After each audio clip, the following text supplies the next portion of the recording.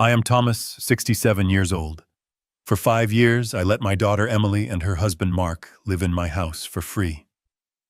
Last Tuesday, she threw an electric bill at me and screamed that I was just a boarder in her home. She demanded I pay $5,000 a month in rent or get out. I simply nodded, packed a bag, and walked out the door. They didn't know I owned the house through an ironclad trust. I immediately called my lawyer and sold it for $940,000 in cash. When the new owners started the eviction process, Emily called me hysterical, but my reply was not what she expected. Before I continue, let me know in the comments where you are listening from. And please like and subscribe if you believe families should respect their elders. The electric bill slapped the granite countertop with a sharp crack that echoed in the kitchen. It was the only sound in the room, a sound like a starting pistol for a race I didn't know I was in. Mark, my son-in-law, slid it toward me with a greasy finger. $450, Thomas, he said. His voice was lazy, a perpetual drawl that always managed to sound both bored and accusatory at the same time. What exactly are you trying to do? Heat the entire city of Austin? I looked at the piece of paper. $450.37. It was addressed to me, Thomas, the man whose name was on the deed to the very ground Mark was standing on. I'm the one who pays this bill, Mark, I said, keeping my voice even. I've told you that. It's the principle of the thing, he shot back. Mark is 38. He wears wrinkled polo shirts he probably slept in. He lives in my house for free and hasn't held a steady job in 8 months. He knows an awful lot about principles. We are trying to save money, he continued, jabbing at the bill as if it were a hostile witness. And you're running the heat like we own the utility company. We, I asked. The word felt strange. Mark will pay the bill. And it's November. It's cold outside. That's when Emily, my daughter, walked in. She was drying her hands on a dish towel, one of the few things left from the wedding set Caroline and I received 45 years ago. She saw the bill. She saw Mark's defensive posture. And she immediately, reflexively took his side. Dad, he's right, she said. Her voice was soft, which, as I'd learned, was always worse than when she yelled. We all need to be more careful. Every dollar counts right now. I looked at my daughter, my Emily. She was wearing a Lululemon workout outfit, the kind that costs $120 for the pants alone. She hadn't worked since she married Mark 5 years ago. I resisted the urge to point that out. Emily, I said, my patience wearing thin. I have paid this bill. I pay the property taxes. I pay the insurance. I pay for the groceries. I have paid for every single thing in this house for 5 years, ever since you two moved in, right after your mother passed away. The name Caroline hung in the air. This kitchen with its custom oak cabinets I'd built myself and the quartz countertops I paid for just last year had been her sanctuary. Now it felt more like a battlefield. Mark scoffed. Don't pull the dead wife card, Thomas. This is about responsibility. We're a family. We're supposed to be a team. A team. Right. A team where I was the only one pulling the plow. And what's your contribution to the team, Mark? I couldn't help myself. I don't see you contributing to the $18,000 a year tax bill. I don't see you buying groceries. I did see you order a $300 set of golf clubs from Amazon last week, shipped right to this address. Mark's face flushed a dull red. That was a business expense I'm networking. Networking for what? A job you haven't even applied for. Enough! Emily shouted. The shift was instant. The soft, concerned daughter was gone, replaced by this sharp, brittle stranger she'd become. This is exactly the problem, Dad. You're always attacking. You're always judging. You sit here in your little kingdom and judge us. This little kingdom is my home, I said, my voice hardening. It's our home, she snapped back. We live here. We've put our lives on hold to be here with you, Tsetong. I almost laughed out loud. On hold, you moved in because you were evicted from your apartment in Dallas. You moved in because Mark lost his job. We moved in to support you after Mom died. That was 5 years ago, Emily. I am fine. It seems to me you're the ones who need the support. This was going nowhere. I sighed, picking up the bill and folding it neatly. I will pay this as I always do, but Mark, you will not speak to me that way in my own house again. Mark looked at Emily. It was a silent, smug challenge. Are you going to let him talk to me like that? Emily drew herself up to her full height. Her face hardened, and the daughter I knew vanished completely. She was replaced by this cold, entitled stranger. No, Emily said, her voice dropping to a low, dangerous level. We're not doing this anymore, Dad. We are not going to live under your thumb. My thumb? I was genuinely confused. I pay for everything. How is that living under my thumb? Exactly, she interrupted. You hold it over us. This kingdom, as you call it. You make us feel small. You make us feel like children. Mark chimed in, smelling blood in the water. She's right, Thomas. We can't build our future when we're stuck here living off your scraps, worrying about a $400 electric bill. Then don't worry about it, I said. Both of you go get jobs and buy your own house. Emily laughed. It was a sharp, ugly sound that didn't belong in Caroline's kitchen. Oh, Dad, you just don't get it, do you? We like this house. We like this neighborhood. This is our life. You're the one who's in the way. I stared at her. In the way? Do you have any idea? She said, stepping closer. What it's like to be 36 years old and have to tell your friends you live with your father. Do you know how humiliating that is? I imagine it's less humiliating than telling them you're homeless, I muttered. What did you say, Mim? Nothing. No, say it. I said. I repeated, standing up. I imagine it's less humiliating than being homeless, which you would have been 5 years ago if I hadn't taken you in. The truth hit her hard, but instead of shame, it curdled into rage. See, she shrieked, turning to Mark. This is what I'm talking about. He holds it over us. He treats us like dirt. She spun back to me, her eyes narrowed. You know what, Dad? Mark and I had a long talk last night. We've been caretakers for 5 years. Caretakers, I almost shouted. I'm 67, not 97. I don't need a caretaker. I fixed your garbage disposal last week. I drove you to the dentist because Mark was too busy playing video games. It's emotional labor, Dad, she yelled. The stress of worrying about you, the burden of knowing you're just in the next room listening, judging. We are wasting the best years of our lives, the years we should be building our family, stuck here babysitting a bitter old man. A bitter old man, I repeated. The words felt like gravel in my mouth. Yes, and it's over, she said, crossing her arms. We've made a decision. Things are going to change. For real this time. Mark stood beside her, a triumphant smirk on his face. This was clearly his idea, but Emily was the executioner. All right, I said, sitting back down. What change are you proposing? You want me to stop fixing the plumbing? No, Emily said. We want you to start contributing. Really contributing. I contribute everything.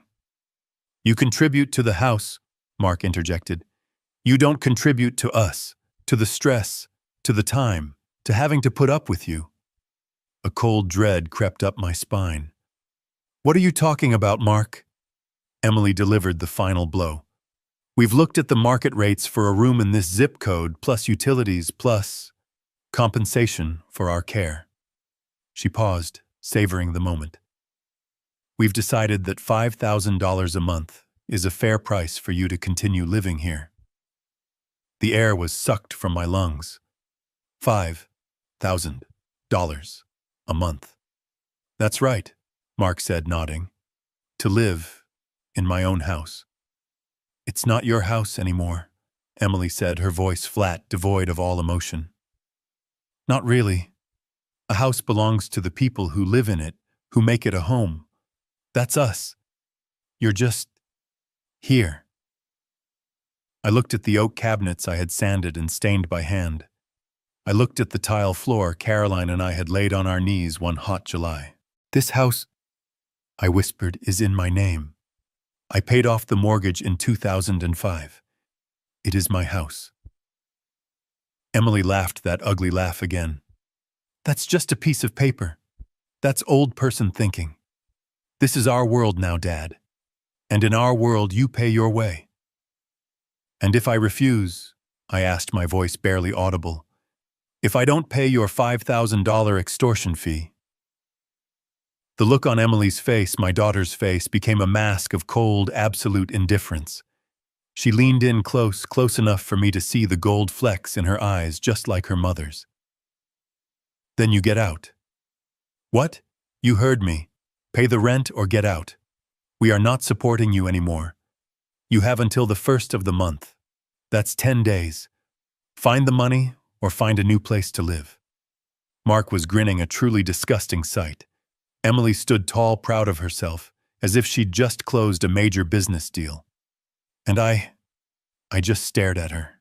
I stared at the stranger wearing my daughter's face. I saw the $1,500 iPhone in her hand. I saw the $2,000 diamond necklace Mark had surprised her with last Christmas, a necklace I had paid for when I'd given Mark $2,500 for a car repair emergency that never happened. I had financed my own execution. I didn't yell. I didn't beg. I didn't list the thousands of dollars I'd spent, the sacrifices I'd made. What was the point? They knew. They just didn't care. My heart, which I thought had broken when Caroline died, just found a new way to shatter. I stood up from the kitchen table. I looked at the half-eaten dinner I had cooked for them. I understand, I said. My voice was perfectly flat. Emily's triumphant smile faltered. She had expected a fight. She had expected tears, begging arguments.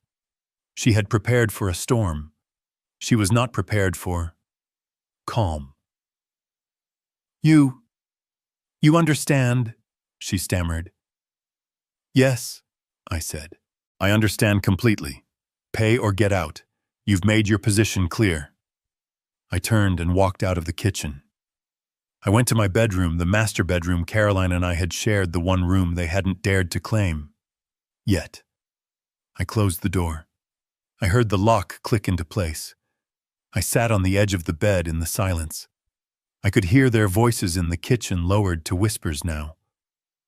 Well, that was easy, I heard Mark murmur. Emily let out a nervous giggle. See, I told you. He's just a lonely old man. He has nowhere else to go. He'll pay. I looked at the photograph of Carolyn on my nightstand. Well, sweetheart, I whispered to her. You were right. You always said Emily married a leech. You just never knew she was one too. I picked up my phone. It was time to call Henderson. He'll pay, Emily had said. Oh yes, they were all about to pay. I sat on the edge of the bed. The click of the lock still echoed in the room. Pay or get out. And the words repeated in my head, a stupid, vicious little rhythm. Pay or get out. My daughter, my Emily, had just threatened to make her 67-year-old father homeless. The father who had paid for her college, her wedding, and the roof over her head for the last 5 years. I could hear them on the other side of the door. The whispers. The relief. I distinctly heard Mark say, well, that was easier than I thought. Emily's nervous giggle. See, I told you. He's just a lonely old man. He has nowhere else to go. He'll pay. A lonely old man. Maybe I was. I reached for the silver frame on my nightstand. Caroline. She smiled back at me, frozen in time from our trip to the Grand Canyon in 1998. Her eyes were bright, full of life, full of the mischief I adored. Oh, Caroline, I whispered to the glass. You wouldn't believe this. You wouldn't believe what she's become. Caroline had been the smart one, the planner. I was the builder, the one who worked with his hands. She was the strategist, the one who saw 3 moves ahead in any game. She's got Mark's ambition, Caroline used to say about Emily. I just pray she doesn't get his morals. It seemed her prayers hadn't been answered. This was our room, our room. I had carried Caroline over this threshold in 1985. Emily was born when we lived in that first tiny apartment, but she grew up in this house. This was the room I had sat in holding Caroline's hand as she took her last breath 5 years and 3 months ago. And now that same daughter was demanding $5,000 for the privilege of sleeping in this bed. He has nowhere else to go, Emily had said. That's where she was wrong. That's where they were both so catastrophically, beautifully wrong. They saw me as old. They saw me as weak. They saw me as simple. What they didn't see was Caroline's foresight. I stood up and walked to the closet. Behind my old work boots and a box of Caroline's shoes I still couldn't bear to throw away, there was a small black safe set into the wall. I spun the dial. 10. 22. 75. Our anniversary. The tumblers clicked. Inside, beneath my old service medals and Caroline's pearls, was a thick, leather-bound folder. I pulled it out and sat on the bed. The Caroline Vance Thomas Irrevocable Trust. Caroline was a legal secretary for 30 years before she retired. She saw things. She saw families tear each other apart over wills. She saw greedy children try to declare their parents incompetent. 10 years ago, when the doctors first mentioned the word cancer, she didn't cry. She got organized. Thomas, whoa, she had said, sitting right here in this kitchen, we have to protect ourselves, not from strangers, from family. At the time, I thought she was being paranoid. Emily was in college. She was sweet. She was our little girl. But I trusted my wife. I would have trusted Caroline with my life, and in the end, I did. We went to see a top-tier estate lawyer, not some local guy, but a shark from downtown Austin. We spent 6 months and thousands of dollars restructuring everything. We didn't just write a will. We created a fortress. We took this house, the house I built, the house I paid off in 2005, and we transferred the deed. We moved it out of my name. We moved it out of her name. We placed it permanently and legally into the trust. I am not the owner of this house. Not anymore. I am the sole lifetime trustee. I am the manager. I am the one in control. The house belongs to the trust. And who is the beneficiary of that trust? Our other child. Our son Leo in Chicago. The one who calls every Sunday just to see how I am. The one who sends pictures of his kids. The one who has never asked me for a single dime. Emily. She was left a generous cash sum in our will, but she has absolutely zero claim on this property. None. Legally, Emily and her deadbeat husband are not family members living with their long-suffering father. They are tenants at will, guests, squatters with an invitation that just expired. A cold, sharp clarity washed over me, pushing the pain down. Pay or get out, she had demanded. She had just given me, the landlord, an ultimatum. She had just tried to charge the owner rent. The sheer breathtaking arrogance of it, the stupidity. They were so blinded by their greed, so convinced of my weakness, so certain that I was a simple old man that they never even bothered to run a simple public records search on the property. They just assumed it was all theirs for the taking. I looked at Caroline's picture again. "You did it, sweetheart," I said. A small cold smile touched my lips for the first time in days. "You saved me, even now." Emily thought I had nowhere to go. I could go anywhere. I have my pension. I have my savings. And I have the full, unrestricted legal authority of this trust backing me. She thought she was giving me 10 days to find $5,000. She had no idea she just gave herself 10 days to find a new life. I stood up. The shock was gone. The grief for my daughter was still there, but it was now packed in ice. All that was left was clarity. I picked up my phone. It wasn't time to call my son Leo. Not yet. It was time to call my lawyer. I sat on the edge of the bed for a long time. The leather of the folder was cool against my fingers. Outside the door, the whispering had stopped. I heard the clink of glasses. Laughter. They were celebrating. They had just successfully shaken down a 67-year-old widower for $5,000 a month, and they were celebrating. "He'll pay," Emily had said. I picked up my phone. My hands were perfectly steady. I scrolled past Emily and Leo to the letter H, Henderson. The phone rang twice before he picked up. His voice was exactly as I remembered it from 10 years ago in that high-rise office, calm, precise, and expensive. "Henderson Legal. This is Mr. Henderson speaking." "Henderson," I said, my voice quiet. "It's Thomas Vance." There was a pause. He was pulling up my file. "Thomas, it's been a long time. I trust you're well given the circumstances of our last meeting." "I'm fine, Henderson. But I'm calling about the trust, Caroline's trust." "Of course," he said. "Is there an issue with the distributions for Leo?" "No," I said. "It's time. I want you to sell the Austin house." The silence on the other end of the line was heavy. I could picture him in his corner office, adjusting his gold-rimmed glasses, looking out over the city. "Thomas? Sell the house. What's happened? You know the terms of the trust are clear. You have lifetime rights to reside, but selling it, that's a major liquidation." "I am aware of the terms, Henderson. I am the trustee, and I am instructing you to sell the asset." "Okay," he said slowly, shifting into his professional legal mode. "But Thomas, you have to understand, we can't just sell it. Your daughter and her husband are living there. They have established residency. They are, for all intents and purposes, tenants, even without a written lease. Under Texas law, we have to give them a formal written 30-day notice to vacate.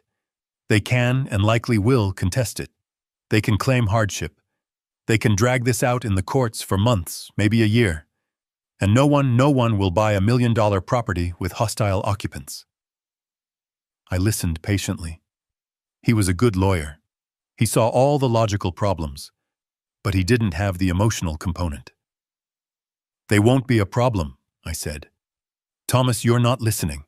They are the problem. You can't just kick your daughter out." "Henderson," I interrupted, and my voice was no longer that of a client, but of a manager. "An hour ago, my daughter informed me that I am, in her words, just a boarder in this house. She then gave me an ultimatum. Pay $5,000 a month in rent by the first of the month or get out. Her exact words were, pay or get out." The lawyer was silent. I had finally, after 10 years, managed to surprise him. What? She just tried to extort her landlord, Henderson. She just gave the trustee of the property notice to vacate." "My God, Thomas, I'm sorry." "Don't be," I said. "This clarifies things. But you're right. I can't wait months. I don't want to fight them in court. I don't want open houses. I don't want a for sale sign on the lawn. I want this done fast, and I want it done clean." "What are you proposing?" he asked. "I'm not selling it on the market," I said. "I'm not dealing with staging and repairs and waiting for the right buyer. I want you to call an iBuyer, an investment firm. Austin Property Ventures, open door. Zillow offers. I don't care who. I want a cash offer as is sight unseen. I want it closed in 7 days." "Thomas," Henderson protested, "you'll take a massive hit. They'll offer you 15, maybe 20% below market value just for the convenience. The house is worth $1.1 million easily. You'll be lucky to get $950. $940,000, I said. "What?" "I'll take $940. I don't care about the money, Henderson. I care about the principle, as Mark would say.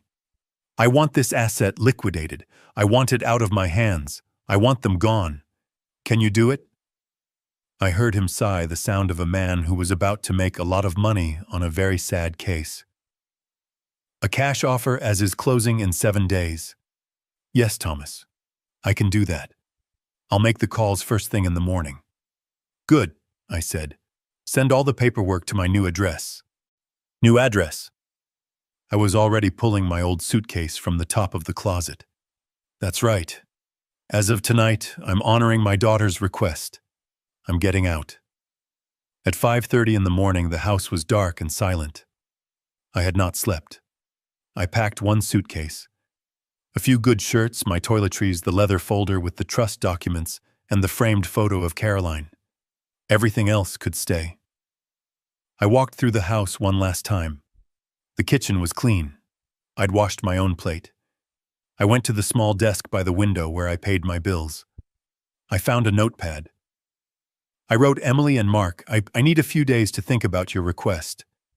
I'll be at a friend's house, chum. Dad. I left it on the kitchen counter right where the electric bill had been. I let myself out the front door, the same door I had carried my daughter through when she was a baby, wrapped in a pink blanket. I didn't look back. The taxi I had ordered was waiting at the corner. Where to, sir? The driver asked. The Four Seasons, downtown. The driver raised an eyebrow in the rearview mirror looking at my simple suitcase and my old man jacket, but he nodded and pulled into the pre-dawn traffic. By 6:15, I was checking into a $300 a night room overlooking Lady Bird Lake. The concierge was polite. The room was quiet. I ordered coffee and oatmeal from room service, and for the first time in 5 years, I felt a strange, cold peace. I was no longer a caretaker. I was no longer a burden. I was just a man in a hotel room about to become very, very rich. I let a day pass. I knew the note would satisfy them. They would think I was weak scared trying to figure out how to scrape together their extortion money. They would feel powerful. They would feel in control. That was fine. Let them have their moment. My phone buzzed. A text from Emily. Dad, where are you? Call me. I ignored it. Another text. Dad, this isn't funny. We're worried. I ignored that too. I was busy. I was on the phone with Henderson. Henderson, I said, looking out at the kayakers on the lake below. I need one more thing. I need to know why. This isn't just greed. This is desperation. I heard it in their voices. They're trying to con me out of my house and they're scared. I was already looking into it, Henderson said. He was a good lawyer. I have a private investigator on retainer. He's very discreet. Give me 48 hours. 48 hours. The exact amount of time it would take for the cash offers on the house to start rolling in. The next day I turned my phone off. I went for a walk around the lake. I visited the Blanton Museum of Art. I ate a 12-ounce steak at a restaurant Caroline and I used to love for our anniversaries. I was a ghost in my own city, invisible. I was just what Emily and Mark thought. I was an old man with nowhere to go. But I was an old man with a plan. On Thursday afternoon, Henderson called the hotel room's landline. I picked up. Thomas, I have the report from the investigator. And it's bad. It's worse than you thought. I sat down. Tell me. His voice was grim. Mark wasn't laid off from his tech job 8 months ago. He was fired. For cause. What cause? The investigator is calling it financial irregularities. My source says it's embezzlement. $50,000. The company hasn't filed criminal charges yet. They gave him a deadline to pay it back. That deadline, Thomas, is the end of this month. 50,000. The exact amount of Mark's networking golf clubs and Emily's new diamond necklace multiplied by 10. So they're broke, I said. Worse than broke. They're drowning. The investigator ran their credit. They are $210,000 in debt. Maxed out credit cards. 2 luxury car loans on cars they can't possibly afford. They've missed 3 payments on Emily's BMW. They're living on fumes and borrowed time. It all snapped into focus.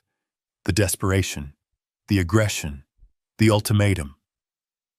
They weren't just trying to get rent from me, I said, the realization hitting me like a physical blow. No, Henderson said. The $5,000 rent was just the stick. They had a carrot.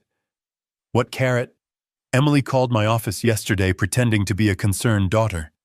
She was asking hypothetical questions. She wanted to know what kind of documents a father would need to sign to let his daughter help him manage his assets. She was asking about adding her name to the deed. I closed my eyes. They were trying to get me to sign papers, I whispered. They were going to get you to sign a quitclaim deed or a power of attorney. They would have used that to take out a fraudulent mortgage on your house, pay off the embezzlement before Mark gets arrested, and pay off their credit cards. They would have bled the house dry and left you with the debt. My own daughter, my Emily, she wasn't just trying to extort me. She was trying to frame me. She was trying to steal my entire life to save her worthless husband from prison. Thank you, Henderson, I said. My voice was calm. The ice in my veins was spreading. That's all I needed to know. Thomas, he said, a rare note of concern in his voice. We have the offer. $940,000, cash, from Austin Property Ventures. They can close in 5 days. Are you sure you want to do this? I looked at the phone. I thought of Caroline. I thought of the $210,000. I thought of the $50,000 Mark stole. Do it, Henderson, I said. Sell it. Sell it all. I sat on the edge of the bed for a long time. My house was silent again. The triumphant whispers from the kitchen had faded. I heard the scrape of chairs, the sound of the television turning on in the living room. They were settling in for the night, comfortable and victorious, having just put their lonely old man in his place. My hands were perfectly steady. The shock was gone. The pain was still there, a cold, heavy stone where my heart used to be, but it was no longer grief. It was fuel. I picked up my phone. My thumb hovered over Emily's name. I thought about calling her, about trying one last time to appeal to the daughter I had raised. But what was the point? The person who had given me that ultimatum was not my daughter. She was a stranger. I scrolled past Emily. I scrolled past my son Leo. My finger stopped on H. Henderson. I pressed the call button. I listened to the rings crisp and digital in the silence of the room. He picked up on the third ring exactly as he always did. Henderson Legal. This is Mr. Henderson speaking. His voice was the same as it was 10 years ago in that high-rise office, precise, cold, and expensive. Henderson, I said. My voice was quiet, but it didn't tremble. It's Thomas Vance. There was a half-second pause as his mind, sharp as a steel trap, pulled up my file from its archives. Thomas, it has been a long time. I trust you are well given the circumstances of our last meeting. The circumstances were Caroline's funeral and the final execution of her will. I'm as well as can be, Henderson. I'm calling about the trust, Caroline's trust. Of course, he said, all business. Is there an issue with the distributions for Leo? I understood everything was proceeding smoothly. Leo is fine, I said. This is about the primary asset. It's time. I want you to sell the Austin house. The silence on the other end of the line was profound. I had finally, after a decade of predictable stability, managed to surprise him. I could picture him in his dark wood-paneled office, leaning back in his leather chair, adjusting his gold-rimmed glasses as he looked out over the Austin skyline. Thomas, sell the house, he finally said.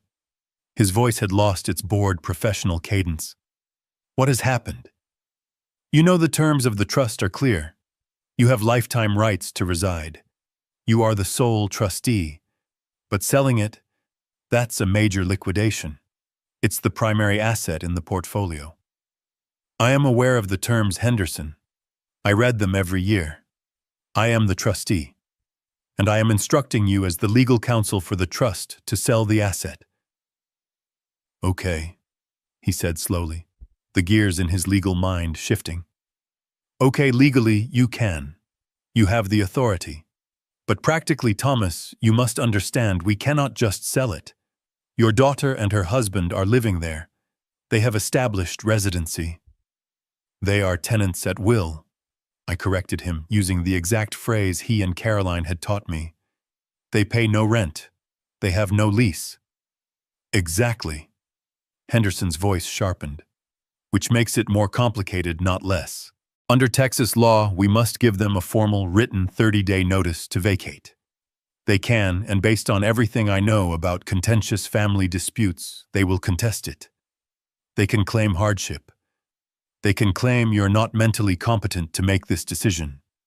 They can drag this out in the eviction courts for months, Thomas. Maybe a year or more." He took a breath, letting the bad news sink in. "And no one will buy $1 million property with hostile occupants currently living in it. We would have to get them out first. It's a long, ugly public process. It could take forever." I listened patiently to his entirely correct and logical assessment. He was a good lawyer. He saw all the problems, but he didn't have the solution. I did. "They won't be a problem," I said. "Thomas, you're not listening to me. They are the problem. You can't just kick your daughter out onto the street. The optics are terrible and the legal fight will be—" "Henderson," I interrupted. My voice was different now. It was not the voice of a grieving client. It was the voice of the man who ran a 50-person construction crew for 40 years. The voice of a boss. "An hour ago, my daughter informed me that I am, in her words, just a boarder in this house. She then gave me an ultimatum. Pay $5,000 a month in rent by the first of the month, or get out."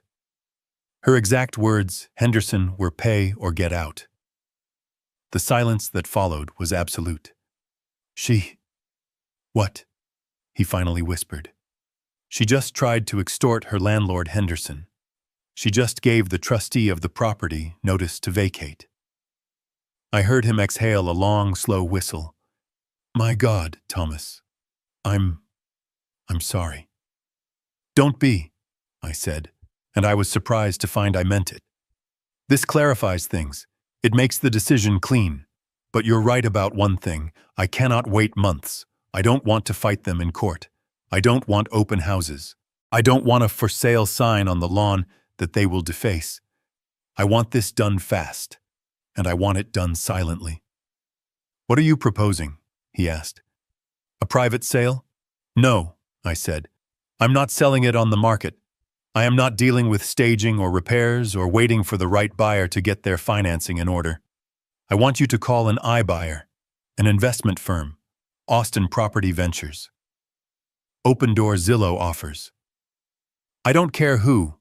I want a cash offer as is sight unseen. I want it closed in 7 days." Henderson actually sputtered.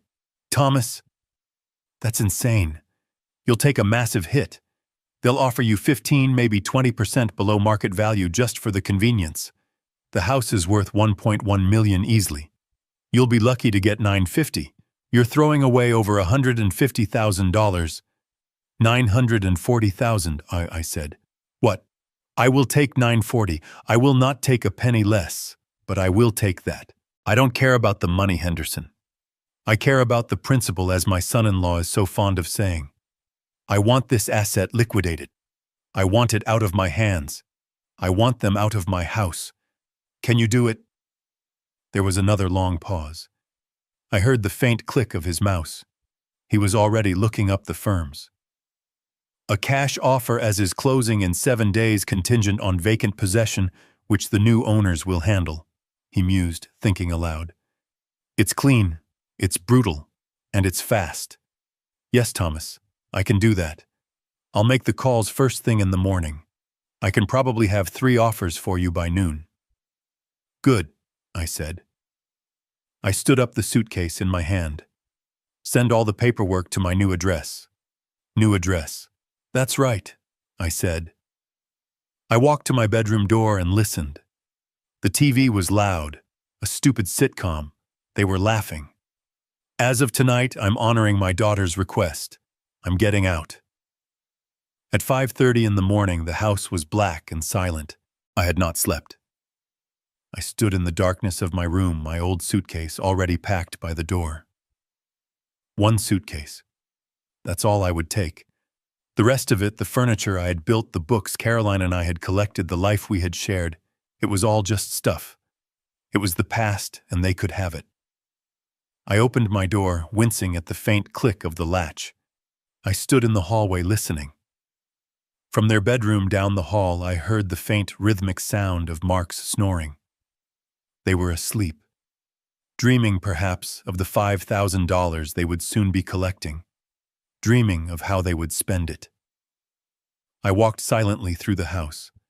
I went into the kitchen where Caroline and I had taught Emily to bake her first batch of cookies. The kitchen where just 12 hours ago that same Emily had threatened to throw me out onto the street.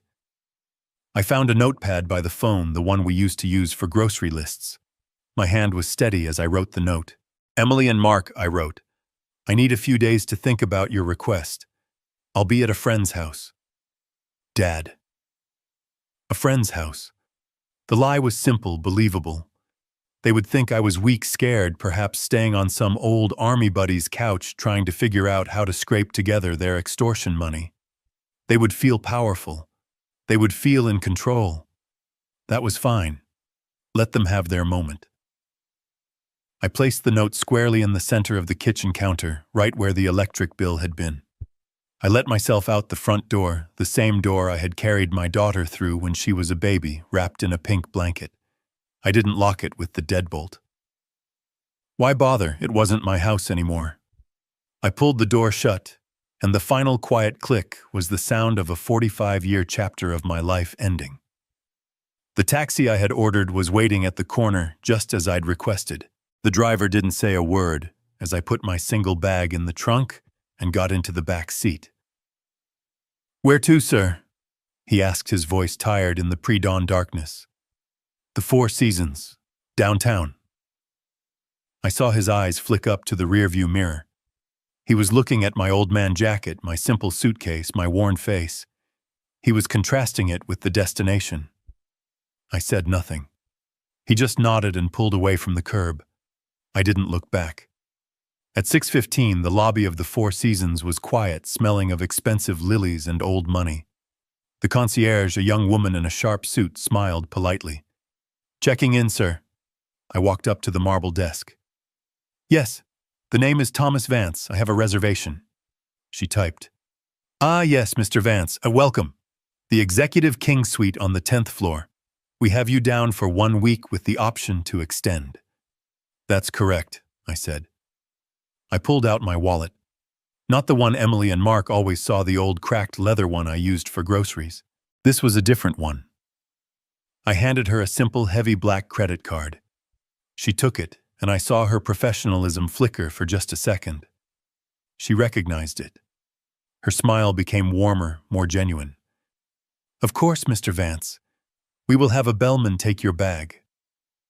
"No, thank you," I said. "I can manage it." The room was perfect, quiet, impersonal. It had a sweeping view of Lady Bird Lake as the sun began to turn the sky a pale, bruised purple.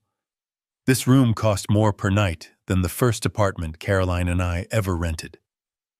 I ordered coffee and oatmeal from room service. I sat by the window watching the kayakers already slicing through the water below. And for the first time in 5 years since Caroline had been gone, I felt a strange, cold peace. I was no longer a caretaker. I was no longer a burden. I was just a man in a very expensive hotel room about to liquidate an asset. I let a day pass. I knew the note would satisfy them. My phone buzzed around noon on that first day. A text from Emily. "Dad, where are you?" "Call me." I ignored it. An hour later.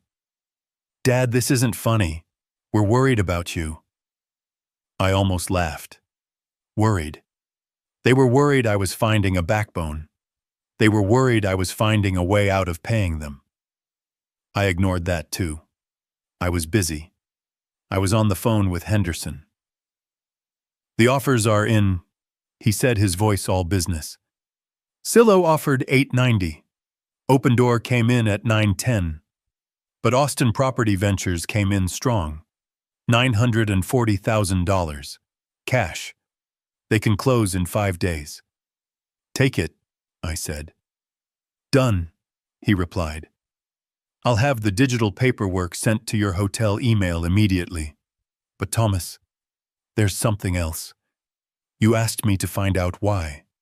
You said it was desperation. You were right. I held the phone tighter. Tell me. I put my private investigator on it. He's very discreet, very fast. He pulled their credit reports, or what's left of them. Thomas, they are $210,000 in debt. I closed my eyes. 200 maxed out credit cards, 2 luxury car loans on vehicles they couldn't possibly afford. Emily's BMW, Mark's leased truck. They've missed 3 payments on her car. It's about to be repossessed. They're living on fumes and borrowed time. They've been taking out high-interest payday loans to cover the minimum payments on their credit cards. It's a house of cards that's about to collapse. It all snapped into focus. The desperation, the aggression, the ultimatum. They didn't just want $5,000. $5,000 was a drop in the bucket. They needed more than rent, I said, the realization hitting me like a physical blow. Exactly, Henderson said. The $5,000 rent was just the stick. They had a carrot. What carrot? My investigator found out that Emily called my office yesterday. She didn't talk to me, she talked to a junior associate. She was pretending to be a concerned daughter. She was asking hypothetical questions. My blood ran cold. What hypothetical questions? She wanted to know what kind of documents a father would need to sign to let his loving daughter help him manage his assets. She was asking about adding her name to the deed, about co-signing on a home equity line of credit. I sank down onto the edge of the king-sized bed. They were trying to get me to sign papers, I whispered. They were going to get you to sign a quitclaim deed or a power of attorney, Thomas.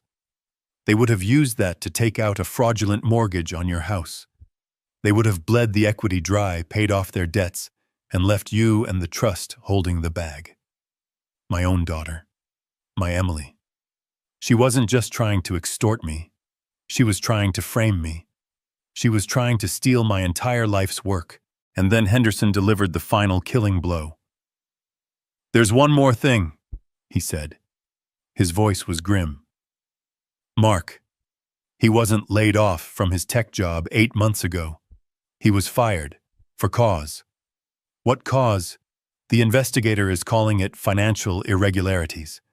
My source inside the company says it's embezzlement. $50,000, Thomas. The company hasn't filed criminal charges yet. They gave him a quiet deadline to pay it all back. That deadline, Thomas, is the end of this month. $50,000. The exact amount of Mark's networking golf clubs and Emily's new diamond necklace multiplied by 10. They weren't just trying to pay their credit cards. They were trying to keep Mark out of prison. My own daughter was willing to destroy her father to save her worthless criminal husband. Thank you, Henderson, I said. My voice was ice. The last bit of warmth, the last flickering ember of love I had for the woman Emily had become just went out. That's all I needed to know.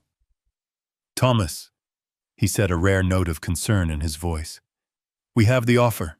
$940,000. It's real. They're wiring the earnest money. Are you absolutely sure you want to pull this trigger? I looked out the window at the setting sun, painting the sky in brilliant shades of orange and blood red. I thought of Caroline. I thought of the $50,000 Mark stole. I thought of the $210,000 of debt. I thought of my daughter, my little girl, trying to con me into signing away my home. Do it, Henderson, I said. Send me the papers. I'll sign them tonight. Sell it. Sell it all. My phone had been silent for 36 hours. I had ignored the first few texts. Dad, where are you? Dad, this isn't funny. Dad, we're worried. I let them simmer. I let them sit in the house they thought they had just conquered, wondering where their new tenant, their new $5,000 a month income stream, had gone. I was in my suite at the Four Seasons eating a $9 croissant from room service, which was by my estimation about 900% better than the stale bread they kept in the kitchen. I was comfortable. I was patient. I knew they weren't really worried about me. They were worried about the money. The phone rang on Friday afternoon. I let it ring 3 times, just long enough. I picked up. Hello? Daddy. The voice. It wasn't the cold, hard-edged voice of the stranger in my kitchen. This was a different voice. This was the high, breathy little girl voice. The one she used when she was 12 and wanted a new bicycle. The one she used in college when she needed money for spring break. It was a performance, and it turned my stomach. Daddy, oh thank God. Where are you?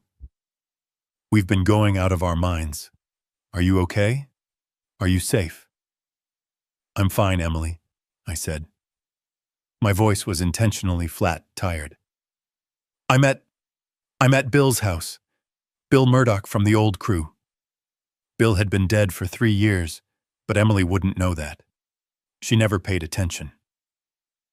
Oh, Dad, thank goodness, she breathed. The relief in her voice was palpable. Listen, I am so sorry about the other night. I don't know what got into me. Mark and I, we were just so stressed. We were horrible. We didn't mean any of it. I said nothing. I let the silence stretch. You didn't mean it, I thought. You didn't mean to threaten a 67-year-old man with homelessness. You didn't mean to call him a bitter old man. Got it. Dad, are you there? It was intense, Emily, I finally said. I know, and we want to make it right. Please come home. We don't want your money, Dad. Forget the $5,000. That was stupid. It was just Mark being stressed, you know how he gets. We just want you home. We miss you. The house is so empty without you. I looked around my magnificent empty hotel suite. It's empty because I'm not there to cook your dinner, Emily.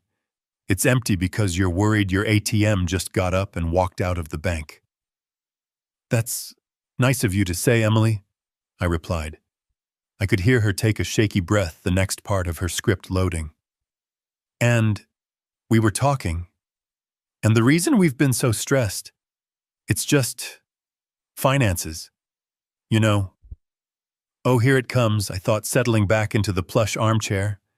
Here comes the $210,000 question. Things have just been tight, she continued, her voice full of fake vulnerability. Mark's new consulting project hasn't really taken off yet, and my online commissions are slow. And this house, it's a wonderful house, Dad, but it's old. Old, I thought. I just remodeled the master bathroom in 2021. I put in those quartz countertops for you myself last year. It's not old, it's just not liquid. Mark and I were talking to a financial advisor, she said. Just a friend. And he was looking at our situation. He said we are house rich but cash poor. Isn't that a funny way to put it? Hilarious, I said. But he had this brilliant idea. He said, Dad, the house is paid off, right? You know it is, I said. I paid it off the year you graduated high school. Right. That's the amazing part, she gushed as if this was a new discovery. All that, what did he call it, equity. It's just sitting there, locked up, doing nothing. He said we could take out a tiny loan, just a simple home equity line of credit. A HELOC. He said it's super common, everyone does it. A loan, I repeated, playing dumb. Against my house. Yes, she said, rushing now, selling it hard. But it's a good thing. We could finally fix that little patch on the roof, and maybe update the plumbing in the guest bath. And, you know, while we're at it, we could pay off a few of our high-interest credit cards. It would just free us up so much. It would take all the stress away. It wouldn't cost you a penny, Dad. We would make all the payments. 100%. We promise. I closed my eyes. Pay off credit cards. Pay off $210,000. Pay off the $50,000 Mark embezzled before he ends up in a cell. That's a few high-interest cards, all right. They'd strip the equity out of this house so fast, it would make your head spin. And when they defaulted, because they would default, the bank would come for the house. My house. Caroline's house. The house that legally belongs to their brother. Emily, I said, letting just the right amount of weary confusion enter my voice. I don't know anything about those kinds of loans. A line of credit. That sounds complicated. It sounds dangerous. Your mother never wanted debt on this house. Ever. I heard her frustrated sigh, quickly covered by a cough. No, Dad, it's not dangerous. It's smart. It's what people do. It's just paperwork. The only thing is, because the house is in your name, we need you to sign the papers. Sign. Yes, just to authorize it. That's all. It's just a signature. Mark and I would handle everything. All the payments, we promise.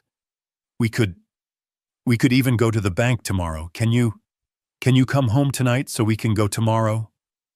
There it was. The desperation. The deadline for Mark's embezzlement must be getting close. They need this. They need my signature. This was the moment. I couldn't say no, or they'd panic and do something even more stupid.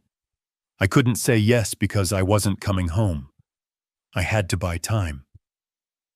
Henderson needed 3 more days for the sale to close.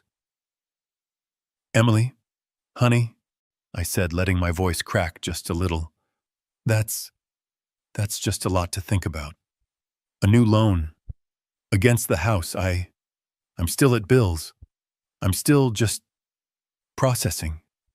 Everything you said. About the rent. About me. Getting out. My head is just spinning. I can't think about banks right now. I heard her exhale on the other end of the line. It was a sound of pure, unadulterated relief. He didn't say no. He's weak. He's confused. He's pliable. We got him. Oh, of course, Dad, she cooed. You're right. I'm so sorry. We're rushing you. You're right. You take your time. Take a few days.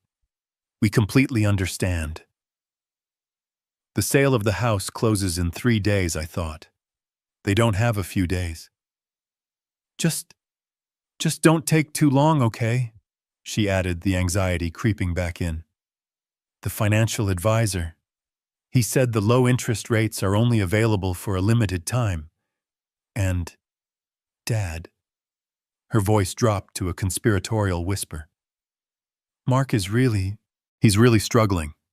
We're both struggling. We really need this. Please. This was my cue. I let the silence stretch for 10 full seconds. I let her sweat.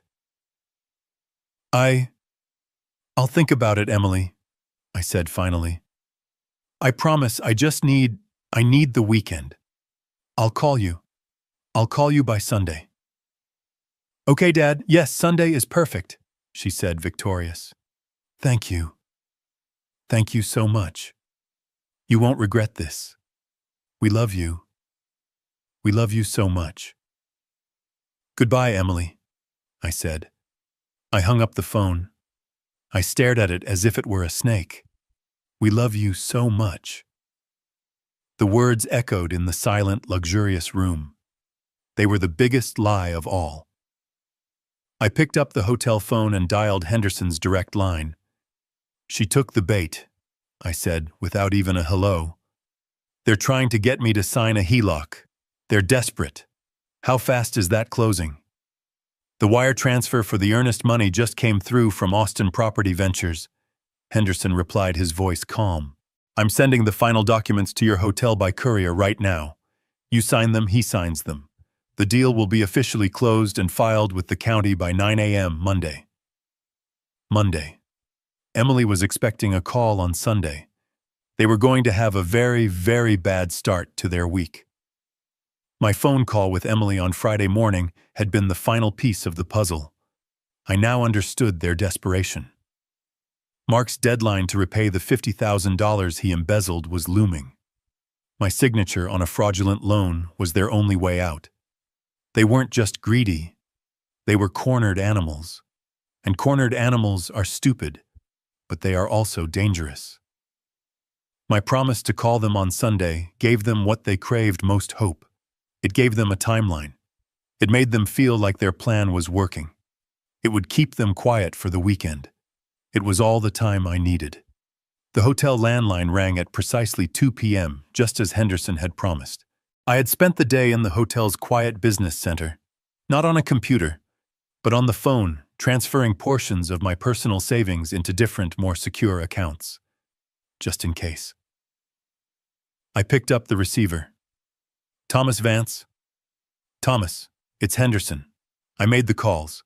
I told them exactly what you said. We have a highly motivated seller, needs an immediate all-cash as-is closing. No inspections, no contingencies. The sharks are circling." "Good," I said, looking out the window. "Let them circle." "The market is hot, so the lowball offers weren't as low as I feared," Henderson said. His voice was all business. "Zillow offers came in at $890. Open Door was better at $910. They're all trying to hedge, banking on our desperation." "And Austin Property Ventures?" I asked. I knew their reputation. They were the biggest, fastest, and most ruthless iBuyers in the state. "They came in at $940,000, Henderson said. "Cash, no inspections, no repairs. They can wire the earnest money in 1 hour and close in 5 business days. Thomas, I have to advise you, this is a significant discount. The house, even with the occupants, is worth $1.1 million. That's $160,000 you are leaving on the table." I did the math in my head. $160,000. It was a lot of money. But what was it really? It was the price of freedom. It was the price of justice. It was the price of not spending the next year of my life in court fighting an eviction battle against my own daughter. It was the cost of removing a cancer. $160,000, I said. "That's a bargain, Henderson." He sighed. I knew he hated it on principle. "You're the client. You're the trustee. The decision is yours." "Take it," I said.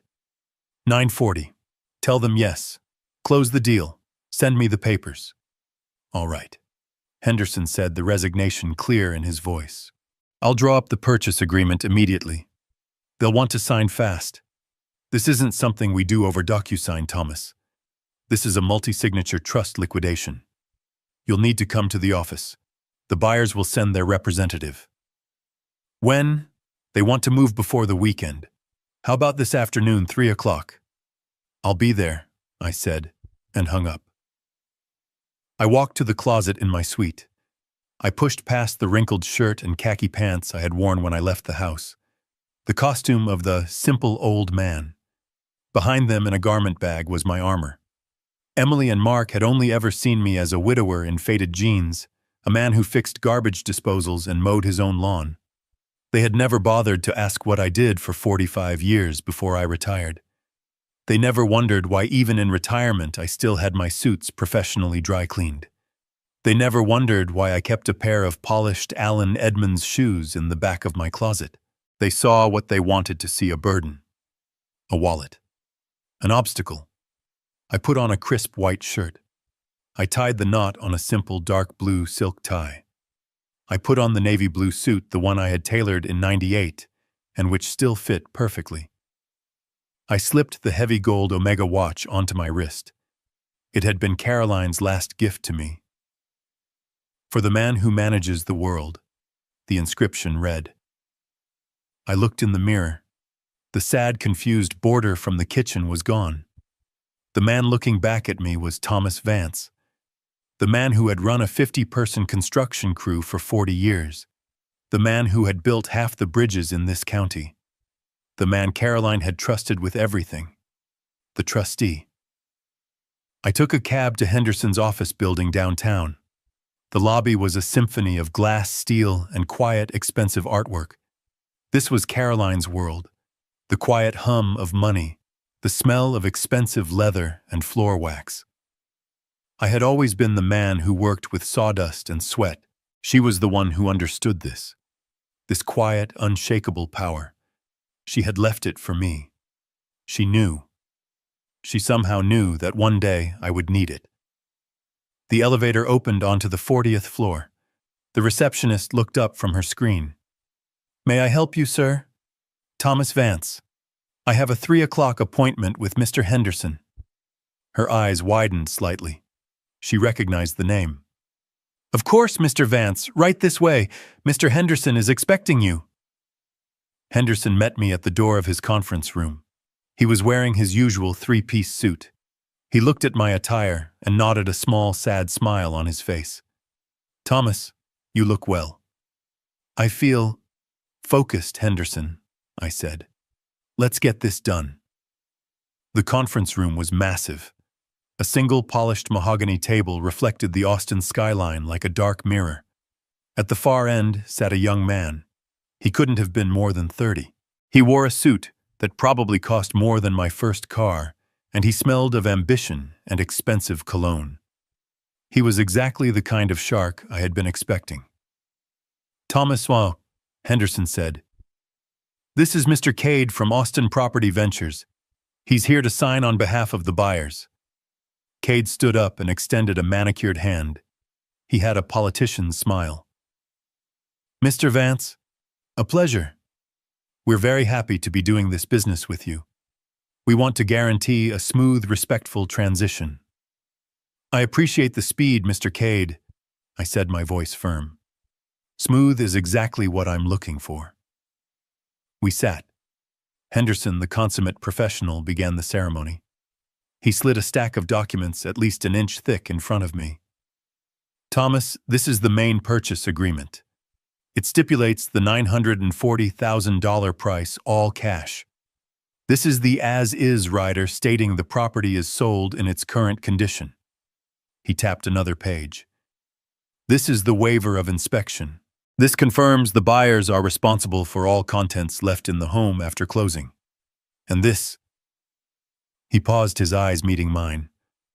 "This is the most important part.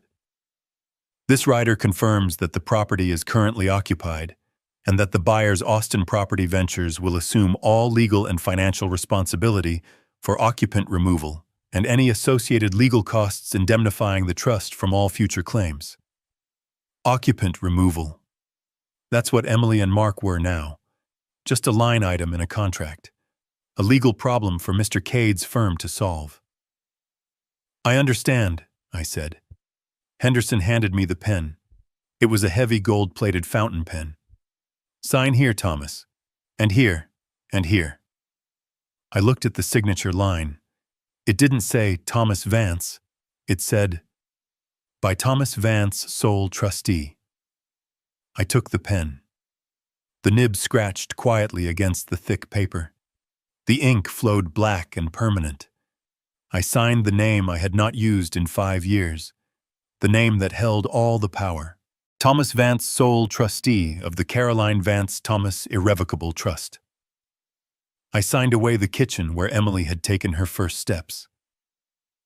I signed away the backyard where I had taught her to ride a bike. I signed away the bedroom where my wife of 45 years had died in my arms. I felt nothing. Nothing but the cold, clean satisfaction of a job well done, a problem being solved. I pushed the stack of papers across the polished table. Mr. Cade didn't even read them. He already knew what they said. He simply opened his own folder and began to sign his own name, a quick, sharp signature that looked like a spike. He stood up, his smile perfectly in place. He shook my hand again.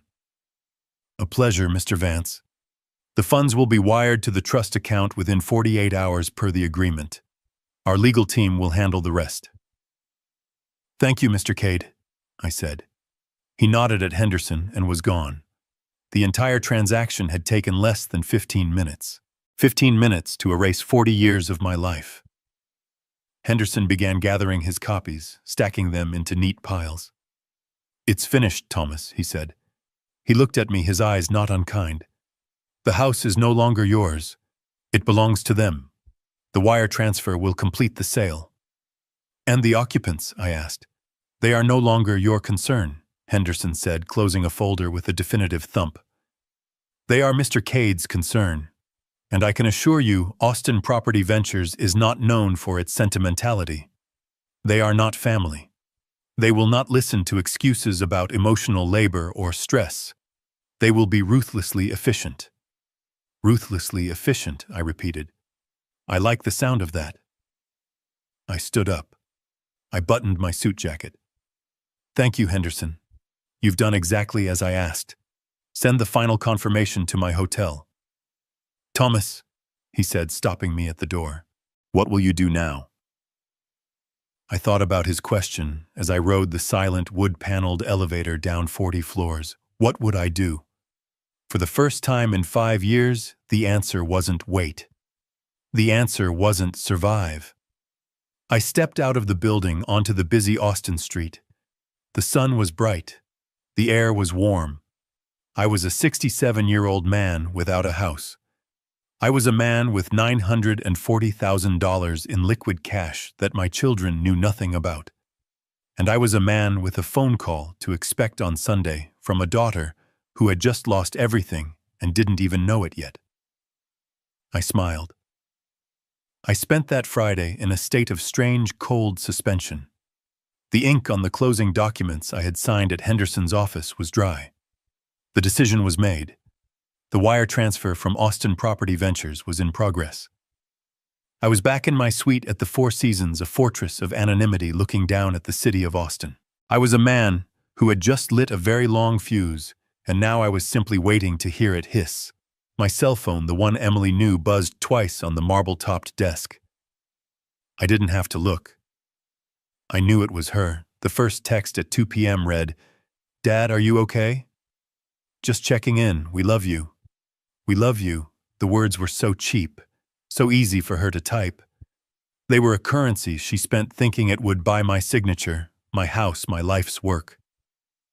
The second text, 3 hours later, was more urgent. "Dad, please call me.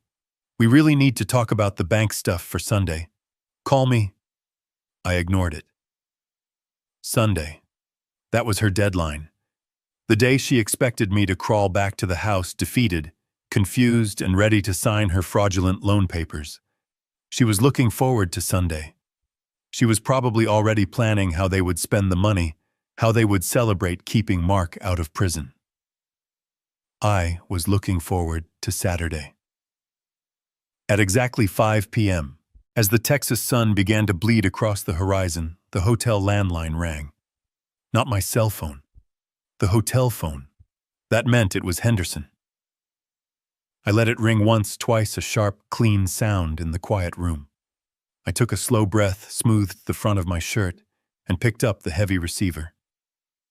"Thomas Vance." "Thomas, it's Henderson." His voice was different. It wasn't the voice of a lawyer advising a client full of cautions and what-ifs. It was the voice of a man reporting a completed task. "It's done," he said. I closed my eyes. Define done, Henderson. The wire transfer from Austin Property Ventures cleared the trust's bank account at 4:37 p.m. The title company filed the deed electronically with Travis County. As of this moment, you no longer own the house on Willow Creek Drive. It belongs to them. The deal is closed. It is final, and more importantly, it is irrevocable. Irrevocable. The same word Carolyn had insisted on for the trust all those years ago. It was poetic. Thank you, Henderson. You've done well. Wait. Thomas, there's more, he said. You wanted to know what happens next. You wanted to know about the occupant removal. I just got off the phone with Mr. Cade's legal team from Austin Property Ventures. And? I asked, walking to the window. And? Henderson said. I have to say I'm almost impressed by their efficiency. I used the word ruthless before. I was not exaggerating. He paused as if pulling up his notes. These investment companies don't like assets sitting idle. For them, every day the house isn't being renovated and prepped for resale is a day they're losing money to interest. They don't wait. They don't negotiate. This was exactly what I had paid for. The $160,000 I'd left on the table was a fee for speed, a fee for emotional detachment. What does that mean exactly? I asked, though I already knew. It means they are not waiting until Monday. They are not waiting for the business week. They are sending a process server to the house, tomorrow morning, Saturday, at 9 a.m. sharp. Tomorrow. My heart gave a single hard thump against my ribs. They are serving your daughter and son-in-law with a formal legal notice to vacate. I knew what that meant. I'd seen those notices on abandoned properties my crews had worked on. A bright glaring orange sticker slapped onto the front door. A public declaration of failure for the whole neighborhood to see. The very neighbors Emily was so desperate to impress. How long, cuss? I asked. How long does the notice give them? That's the beauty of the law, Thomas, Henderson said. The law you and Caroline set up. Emily and Mark are not on a lease. They have never paid rent.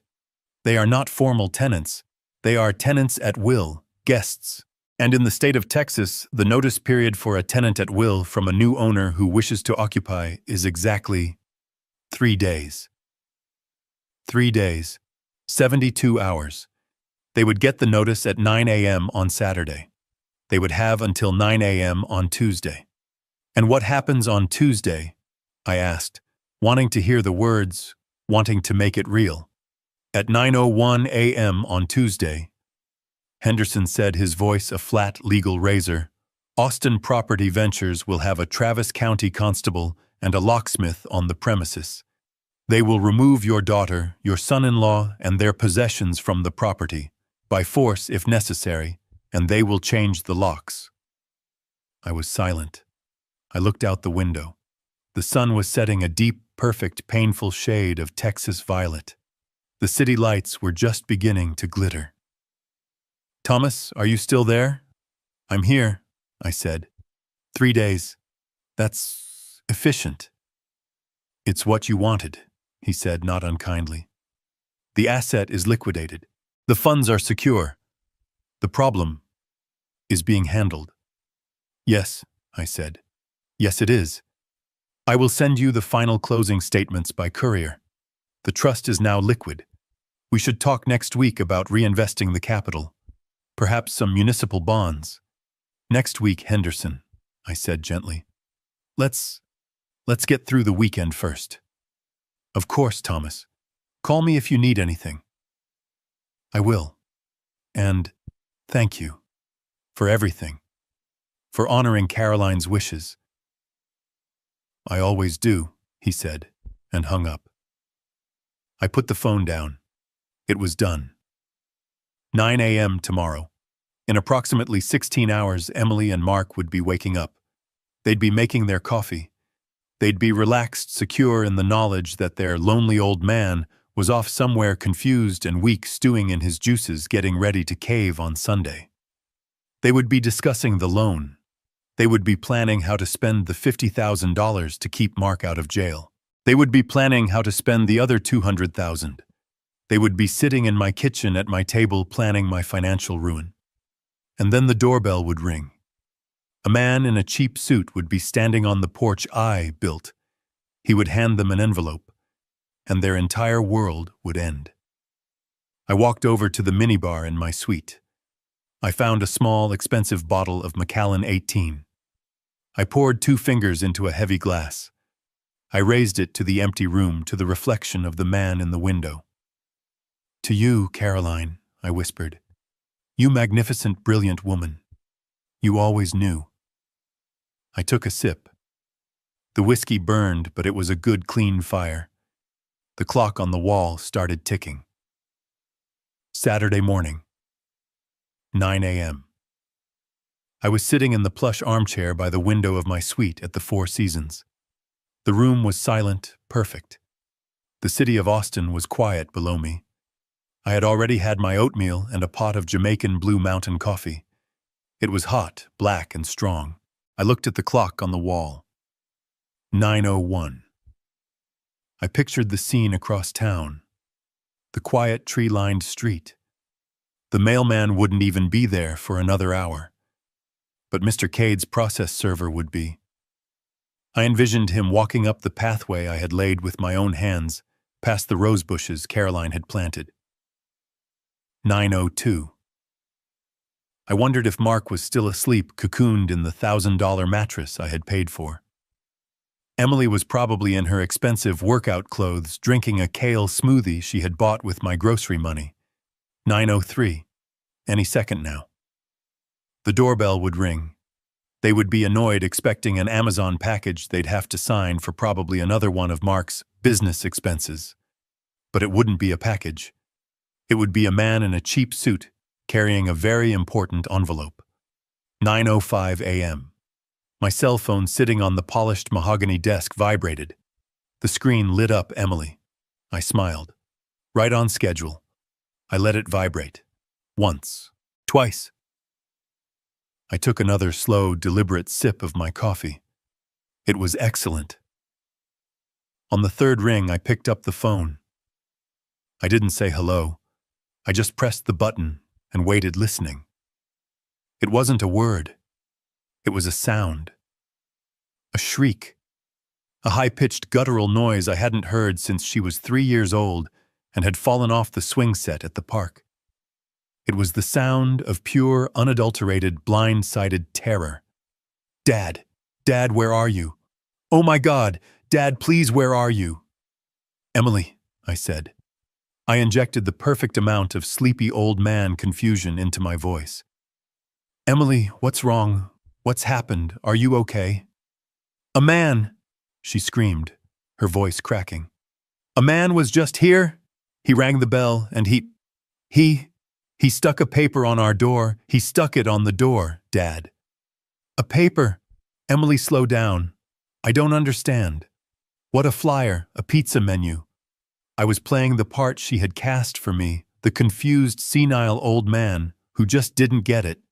"No!" she shrieked. "Not a flyer! It's orange. It's a bright orange sticker and it's... Oh my God. Oh my God." I heard her start to hyperventilate. I heard Mark yelling in the background, his voice muffled and thick with sleep. "What is it? What the hell is it?" Emily read it. "It says," she sobbed, completely losing control. "It says notice to vacate. It says we have to be out. It says Austin Property Ventures. Who is Austin Property Ventures? Dad, who are they?" "The new owners," I thought, taking another calm sip of coffee. "The new, ruthlessly efficient owners." I don't know, honey," I said, faking a stammer. "I've never heard of them. Are you sure? Maybe it's a mistake? Maybe it's for the neighbors." "It has our address on it, Dad. It says current occupants. It says the house was sold. It says we have 72 hours, Dad. Or they're calling the constable Dad." "What did you do?" There it was. The accusation. Not what happened. Not how can we fix this, but what did you do? The cognitive leap from we are in trouble to this is your fault was instantaneous. That was my daughter. Never responsible. Always a victim. "Emily, I don't know what you're talking about. I'm at Bill's house, I told you. How could I sell the house? That's crazy talk." I heard a violent sound, a fumbling, and then Mark's voice was in my ear, roaring. You old bastard, he bellowed. You did this. You think this is funny. You're trying to scare us because of the rent. Well, it's not funny. You call off your fake lawyers right now. You hear me? Fake lawyers, I asked. Mark, I don't have any lawyers. I'm just an old man. Remember, nowhere to go. No one to help me. Don't you play dumb with me, he raged. Emily said you were acting weird. This is some sick, twisted game. Well, we're not playing. You get home right now and you fix this, or I swear to God. Or what, Mark? I asked. My voice was no longer confused. It was no longer weak. It was cold. It was the voice I used on construction sites when a fool was about to get someone killed. What exactly are you going to do? You're going to threaten me. You, a man living rent-free in a house you don't own, who is currently being investigated for embezzling $50,000 from your last job. You're going to threaten me. The silence on the other end of the line was absolute. It was so quiet, I could hear the faint buzz of the hotel room's air conditioner. I had just confirmed that I knew. That was the first shot. Mark was speechless. I heard the phone fumble again, and Emily came back on. Her voice was no longer hysterical. It was a low, terrified, trembling whisper. You knew, she whispered. You knew about Mark's problem. I know everything, Emily. I said. I know about the $210,000 in debt. I know about the BMW they're about to repossess. I know about the $50,000 he stole. I know everything. But, the house. She was sputtering. Her brain was frantically trying to connect the dots. The lonely old man she had kicked out simply did not compute with the man who held all the cards. It says the house was sold, she whispered, as if reading the words for the first time and truly understanding them. It says, the new legal owners, Austin Property Ventures. New owners. Dad. What does that mean? It means, I said, taking another sip of my coffee, that you should probably start packing. What? Austin Property Ventures, I said, speaking slowly and clearly as if to a child, is a highly reputable real investment firm